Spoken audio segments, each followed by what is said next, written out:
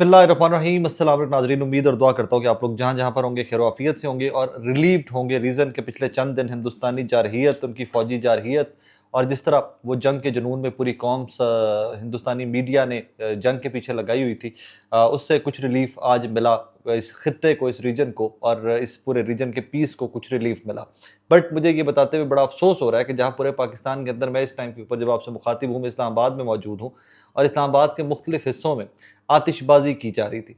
आतिशबाजी करने की वजह ये थी कि इंटरनेशनल मीडिया ने पाकिस्तान की विक्ट्री को जिस तरह रिपोर्ट किया है, हम सिर्फ उसको खुद से क्लेम नहीं कर रहे थे, जो इंटरनेशनल मीडिया है जिस तरह उन्होंने रिपोर्ट किया है और जैसे हिंदुस्तानी मीडिया ने उसको परसीव और हिंदुस्तानी कौम ने इस सीज़ फायर को परसीव किया है, वो बड़ी ऑड सी सिचुएशन थी नरेंद्र मोदी, उनकी कौम के लिए, उनके डिप्लोमेट्स के लिए, उनकी फ़ौज के लिए। और यही वजह है कि एक बार फिर से लाइन ऑफ कंट्रोल के ऊपर सीज़ फायर की खिलाफ वर्जियाँ की हैं। मैं थोड़ा सा आपको बैकग्राउंड बता दूं कि जब CNN ने आज इस सारे वाक़े को, सीज़ फायर को रिपोर्ट किया है, तो उन्होंने किस एंगल पे रिपोर्ट किया है। India initiated diplomatic outreach to Senator Marco Rubio and others, seeking a ceasefire after Pakistan launched a barrage of missile strikes in retaliation for India's earlier attacks on 3 Pakistani air bases. ये CNN ने report किया है कि जनाब हिंदुस्तान के diplomats जो हैं ये पैर पड़े हैं जाकर अमेरिका के।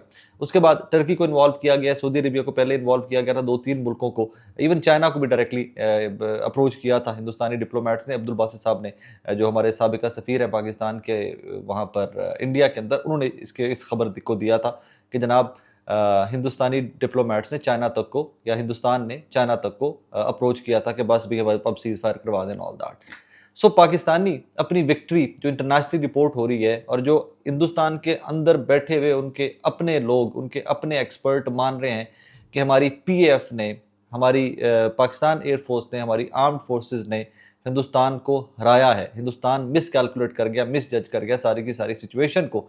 और यही वजह है कि जनाब जहाँ पर फिर इनको जाकर पैर पड़ना पड़ा अमेरिका के, जनाब जंग बंदी करवा दीजिए। सो पाकिस्तान अपनी विक्ट्री को पूरी दुनिया के अंदर सेलिब्रेट कर रहा था। वहीं पर एट वंस खबरें आना स्टार्ट होती हैं जनाब के लाइन ऑफ कंट्रोल की खिलाफ वर्जी स्टार्ट होती है। मैं उसके तरफ आपको मोटे मोटे पॉइंट्स पहले बता दूं कि किन किन जगहों के ऊपर लाइन ऑफ कंट्रोल के ऊपर हिंदुस्तान ने बिला इश्तियाल फायरिंग का आगाज़ किया है। तकरीबन पूरी लाइन ऑफ कंट्रोल जो है पाकिस्तान हिंदुस्तान के दरमियान, उसके ऊपर इस टाइम के ऊपर बिला इश्तियाल हिंदुस्तान की फायरिंग जारी है। और ड्रोन्स जो मार गिराए हैं वो पिशावर की जानिब से हैं, भावलनगर में गिरे हैं, फोर्ट अब्बास में और कराची में। ये 4 शहर हैं जहाँ पर इस टाइम के ऊपर ड्रोन से हिंदुस्तान की जानिब से अटैक किया गया है। अब इसको थोड़ा सा, इस बहस को थोड़ा सा फैलाते हैं। अर्नाब गोस्वामी जो हिंदुस्तान के वॉर मॉन्गर्स में से बड़ा एक अपने कह लीजिए कि जो हेट्रेड या नफरत का सबसे बड़े ताजर है हिंदुस्तान के मीडिया के अंदर, उनमें से चंद लोगों में से अर्नाब गोस्वामी है। जब आज डोनाल्ड ट्रंप की फैसिलिटेटेड या डोनाल्ड ट्रंप की सालसी के अंदर सीज़ फायर हुई, तो सबसे पहले अर्नाब गोस्वामी ने शोर मचाना स्टार्ट कर दिया कि जनाब ये नहीं हो सकता। अभी के राइट नाउ जब मैं आपसे मुखातिब हूँ तो पठानकोट में एक बार फिर से ब्लैकआउट कर दिया है। सो ये कहानी एक बार फिर से स्टार्ट हो गई है। What is going to happen, that is very important. But so far अब उमर अब्दुल्ला साहब जो हैं, वो Indian occupied Jammu and Kashmir के चीफ मिनिस्टर जो हैं, वो उन्होंने एकदम लिखा 1 घंटा पहले तकरीबन, what the hell just happened to the ceasefire explosions heard across Srinagar. मैं आपको क्रेडिबली वेरीफाइड सोर्स से बात बता रहा हूँ कि पाकिस्तान ने कहीं पर लाइन ऑफ कंट्रोल की ब्रीच नहीं की, पाकिस्तान ने कहीं पर सीज़ फायर की ब्रीच नहीं की, पाकिस्तान ने कोई ऐसी हरकत नहीं की कि इस खत्ते का अमन एक बार फिर से, रीजन का अमन एक बार फिर से स्टेक पर लगाया जा सके। लेकिन हिंदुस्तान अपनी खफगी मिटाने के लिए, गोदी मीडिया अपनी खफगी मिटाने के लिए, जिस तरह इंटरनेशनल मीडिया इसको इस टाइम रिपोर्ट कर रहा है, पूरी दुनिया इसको रिपोर्ट कर रही है कि पाकिस्तान ने एक शानदार फतह हासिल की है, पाकिस्तान को अल्लाह पाक ने सुरखरू किया है, पाकिस्तान की सिक्योरिटी फोर्सेस को और इस कौम को सुरखरू किया है। हिंदुस्तान की फ़ौज और हिंदुस्तान के मीडिया ने जो जंग हारी है, उसका गुस्सा इस टाइम के ऊपर निकाला जा रहा है। जैसे मैं पहले अर्ज़ कर चुका कि जब CNN ने एक रिपोर्ट किया कि, अब ये मेरे सामने इस टाइम के ऊपर हिंदुस्तानी मीडिया के कुछ चैनल्स में ऑब्जर्व कर रहा हूँ, और इस टाइम के ऊपर उधमपुर के अंदर जहाँ पर पहले भी पाकिस्तान ने कल भी पिटाई की है हिंदुस्तान की, तो उधमपुर से कुछ ड्रोन्स उड़ रहे हैं और कुछ मिसाइल्स हैं, उनको स्ट्राइक डाउन करने की फुटेजेस लगाकर हिंदुस्तान जो है वो एक नया जंगी माहौल बनाने की कोशिश कर रहा है। इसमें अब मेरी असेसमेंट क्या है अभी की, राइट नाउ की, आई डोंट थिंक सो कि ये फर्दर एस्केलेशन की तरफ चीज़ें जाएंगी। हिंदुस्तान ने अपनी कौम को, नरेंद्र मोदी ने अपनी कौम को, अपने वोटर सपोर्टर को, और वो लोग जब चीखें मार रहे हैं कि डोंट स्टॉप, अर्नाब गोस्वामी से स्टार्ट होकर आप उनके ज़रा सोशल मीडिया को सारे को देख लीजिए, तो वो इस टाइम के ऊपर इस इज़्तिराब से तड़प रहे हैं कि कैसे पाकिस्तान हमारे अंदर घुसकर, I am sorry to use this word even, Pakistan कैसे हिंदुस्तान के अंदर घुसकर फट गया और कैसे उनकी कितनी एयर बेसिस पाकिस्तान ने उड़ाकर पर्चे उड़ा दिए। एक और चीज़ जो यहाँ पर हिंदुस्तानी पर्सपेक्टिव जो है, मैं उसको भी थोड़ा सा एलैबोरेट कर दूँ आपके लिए मुहतात होते हुए। हिंदुस्तानी एक्सपर्ट जो हैं उनको एक चीज़ का इदराक कल और परसों की रात, 2 रातों के अंदर हुआ है कि अगस्त 2019 के बाद जब 370 को रिवोक किया Indian occupied Jammu and Kashmir के अंदर हिंदुस्तान ने, तो उसके बाद ओपनली खुला के पाकिस्तान और चाइना का ताल्लुक, या जो दोस्ती जो इतनी पुरानी है, उसको चाइना ने ओन किया कि पाकिस्तान की सालमियत के किसी किस्म के भी खिलाफ कोई इकदाम होगा तो चाइना खुलाकर पाकिस्तान की हिमायत में खड़ा हुआ है। उसका सबूत हिंदुस्तान ने, उसका कह लीजिए प्रैक्टिकल, या उसका जो कल शो डाउन था ना, वो कल की रात थी जब कल हिंदुस्तानी तैयारे उड़ते हैं, पाकिस्तानी तैयारे उड़ते हैं। हिंदुस्तानी तैयारे पहले उड़े, पहले वो स्ट्राइक करने की कोशिश की, और उसके बाद फिर पाकिस्तानी तैयारे जब उड़े हैं तो उसके बाद हिंदुस्तान के साथ क्या हुआ, वो वहाँ पर PL-10 चले, वहाँ पर J-10C चले, वहाँ पर राफेल उड़े हमारे, वहाँ पर हमारे JF-17 थंडर उड़े। वो फिर कहानियाँ सारी जो हैं वो तारीख में लिखी जाएंगी कि हिंदुस्तान की तरफ से क्या उड़ा और पाकिस्तान की तरफ से क्या उड़ा। ये एक शानदार फतह थी। राइट नाउ आपको एक बार फिर से मैं बता दूं कि बरनाला और नडाला, ठब, इन तमाम जगहों के ऊपर सीज़ फायर की वायलेशन की जा रही है। छम सेक्टर में हिंदुस्तान बिला इश्तियाल फायरिंग कर रहा है, और कुछ यहाँ पर हमारे पास ऐसी रिपोर्ट्स भी हैं कि कुछ ज़ख्मी लोग भी हैं, जो काफ़ी ज़्यादा तादाद है उनकी, और ये पाकिस्तानी सिक्योरिटी फोर्सेस को कंफर्म कर रही हैं कि भारत की जानिब से मुसलसल सीज़ फायर मुआहदे की खिलाफ वर्जी की जा रही है। बाकी हालात पाकिस्तान के अंदर नॉर्मल हो गए हैं। पाकिस्तान का हेड मराला के पास भी मिसाइल्स जो हैं वो हवा के अंदर नज़र आ रहे हैं, हेड मराला की तरफ भी। लेकिन ये at this moment we all need to understand कि हिंदुस्तान वॉर हिस्टेरिया में मुब्तला है, जो उनको रात को मुंह की खानी पड़ी है, जो आज 4:30 बजे डोनाल्ड ट्रंप की इंटरवेंशन से जो सीज़ फायर हुआ है, जिसके अंदर पाकिस्तान ने एक शानदार विक्ट्री अपने नाम की है और पूरी कौम को फ़ख्र है उस विक्ट्री के ऊपर और पूरी कौम जश्न मना रही है।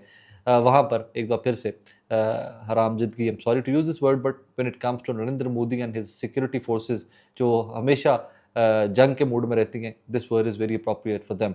एक बार फिर से मैं जाते जाते आपको बता दूँ, इस टाइम के ऊपर आज़ाद कश्मीर, गुजरात, सियालकोट, भावलपुर, रहीम यार खान, पेशावर, इन रीजन्स के अंदर फिर से ड्रोन्स देखे गए हैं। और ये ड्रोन्स, कुछ ने तो यहाँ तक रिपोर्ट किया था कि पेशावर में से कुछ लोगों ने रिपोर्ट ये कर दिया था कि ये हमारे अपने ड्रोन हम सिक्योरिटी के लिए खुद अपनी ऑब्जर्वेशंस के लिए, अपने सर्वेलेंस के लिए उड़ा रहे हैं। लेकिन एट दिस मोमेंट एक बार फिर से पाकिस्तान ने अपने कमिटमेंट को ओन किया है, लेकिन हिंदुस्तान ने अपने कमिटमेंट को फिर एक दफ़ा सीज़ फायर को तोड़ा है। और फिर से, और एक और चीज़ में जाते-जाते आपको दो दरखास्तें और, प्लीज़ इसमें थोड़ा-सा मोहतात रहिएगा। हिंदुस्तान पैनिक क्रिएट करने की फिर पाकिस्तान के अंदर कोशिश करेगा, वो इस तरह की फुटेजेस चलाएगा, उसका मीडिया एक इस तरह के कार्रवाई दिखाने की कोशिश करेगा, लेकिन आपने घबराना नहीं है। अल्लाह पाक ने जिस तरह आपको, मुझे, इस कौम को, हमारी फ़ौज को सुरखरू किया है, तो जो रात गुज़री है, जिस तरह हम पूरी कौम मुत्तहिद होकर खड़े हुए हैं, और किस तरह अल्लाह पाक ने हमें सुरखरू किया है,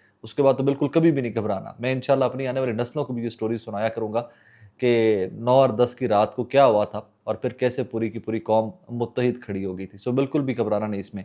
सेकेंडली, येस, कुछ चैलेंजेस हमारे बड़े आ रहे हैं। वो एक शर्मिंदगी की बात हमारे लिए थोड़ी सी ज़रूर होनी चाहिए, उसके ऊपर हमें थोड़ा सा रीथिंक करने की ज़रूरत है, और वो है डिप्लोमेटिक फ्रंट्स के ऊपर जो हमारे चैलेंजेस हैं। आज जिस तरह वज़ीर-ए-आज़म पाकिस्तान जनाब शहबाज शरीफ साहब ने अमेरिका का शुक्रिया अदा किया इस सीज़ फायर के ऊपर, हिंदुस्तानी टोन जो थी उनके लेकर, उनके फॉरेन मिनिस्टर को लेकर और बाकी लोगों की जो टोन थी इस सीज़ फायर के बाद, उस टोन में डिप्लोमेटिक टर्म्स के अंदर फ़र्क बहुत था। हम अमेरिका को शुक्रिया अदा कर रहे थे, और उधर से जो हिंदुस्तानी फॉरेन मिनिस्टर हैं जयशंकर, उनकी टोन बड़ी प्लेन सी थी कि जनाबे वाला सीज़ फायर हो गया, लेकिन इससे आगे किसी चीज़ की उम्मीद मत रखिए। मैं ज़रा पढ़ के भी आपको सुना देता हूँ। पाकिस्तान ने सीज़ फायर की दरख्वास्त की, हमने नहीं। सीज़ फायर की कोई शर्त नहीं है, सिंध-ताश मुआहिदा मुअत्तल रहेगा, पाकिस्तान का पानी बंद रहेगा, भारतीय वज़ारत ख़ारिजा की हठधर्मी बरकरार। और ये एएनआई ने इसको, जो उनका बड़ा गवर्नमेंट के करीब एएनआई इदारा है, उसने इस खबर को कन्फर्म किया हुआ है। अब ये जहाँ से कहानी स्टार्ट होती है, हमें उस चीज़ को भी अंडरस्टैंड करना है। हमारा बेसिक कॉन्फ्लिक्ट इस रीजन का सबसे बड़ा कॉन्फ्लिक्ट है कश्मीर। जब तक हिंदुस्तान का और पाकिस्तान का कश्मीर का मसला हल नहीं होता, मुझे बड़े दुख के साथ आपको ये कहना पड़ता है कि तब तक फर्दर चीज़ें पाकिस्तान के अंदर नॉर्मल नहीं हो सकती, फर्दर चीज़ें हिंदुस्तान के अंदर नॉर्मल नहीं हो सकती, फर्दर चीज़ें इस खित्ते के अंदर नॉर्मल नहीं हो सकती। सो ये सिंध-ताश मुआहदे के ऊपर भी अपनी हठधर्मी के ऊपर बरकरार हैं कि जी सिंध-ताश मुआहदा मुअत्तल रहेगा, पानी का कहानी जो है हिंदुस्तान के कंट्रोल में रहेगी। लेकिन क्या ही अच्छा हो कि हम डिप्लोमेटिक फ्रंट के ऊपर इस चीज़ को एक बार फिर से हाईलाइट करें कि जनाब हिंदुस्तान बार-बार खुद से जंग माँग रहा है पाकिस्तान से। हिंदुस्तान एक दफ़ा फिर से पाकिस्तान को प्रोवोक कर रहा है, पाकिस्तान का पानी बंद करना। We have said that Sindh ताश मुआहदे की मुअत्तली, we have said that it will be dealt as an act of war. इसको हम एक्ट ऑफ वॉर लेंगे, इसको जंगी इकदाम लेंगे, इसको जंगी इकदाम ही लिया हमने, फिर हमने रिटेलिएट भी किया, हमने बताया भी। तो अब ये दो चीज़ें जो हैं ये बहुत ज़रूरी हैं।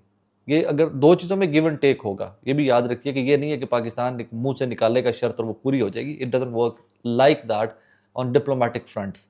लेकिन इन दो चीज़ों पे आप थोड़ा सा इन डेज़ टू कम फोकस रखिएगा कि हिंदुस्तान इन दो चीज़ों के ऊपर कैसे रिएक्ट करता है, इन दो चीज़ों के अंदर पाकिस्तान की डिप्लोमेसी में क्या डेवलपमेंट होती है, कि क्योंकि दो चीज़ें जब तक ये नहीं होती तब तक पाकिस्तान हिंदुस्तान इस खित्ते के हालात बेहतर हो ही नहीं सकते। हमारा एक बेसिक कॉन्फ्लिक्ट है और वो एक अक्ल तस्लीम करती है हर बंदे की, जब तक वो कॉन्फ्लिक्ट सॉर्ट आउट नहीं होता, सेटल नहीं होता। आज़ाद कश्मीर वाला, इंडियन ऑक्यूपाइड कश्मीर वाला, कि आज़ाद कश्मीर की तरफ भी जो लाइन ऑफ कंट्रोल के ऊपर आकर हिंदुस्तान बिला इश्तियाल फायरिंग करता है, जब तक वो सेटल नहीं होता, और Indian occupied Jammu and Kashmir जो है, जब तक वो आज़ादी नहीं हासिल करते, जब तक वो आज़ाद नहीं होते, तब तक पाकिस्तान का कॉन्फ्लिक्ट वहाँ का वहाँ रहेगा और हम ये इंशाल्लाह कश्मीरियों की ये जंग लड़ते रहेंगे। एक बार फिर से आप तमाम लोगों को एक शानदार किस्म की जीत, शानदार किस्म की फ़तह मुबारक हो। हमने 65 और 71 की जंगों के बारे में अपने बुज़ुर्गों से सुना था, इस दफ़ा तो हमने खुद अपनी आँखों से भी देखा है। अपना ख्याल रखिएगा, दुआ में याद रखिएगा। अल्लाह हाफ़िज़।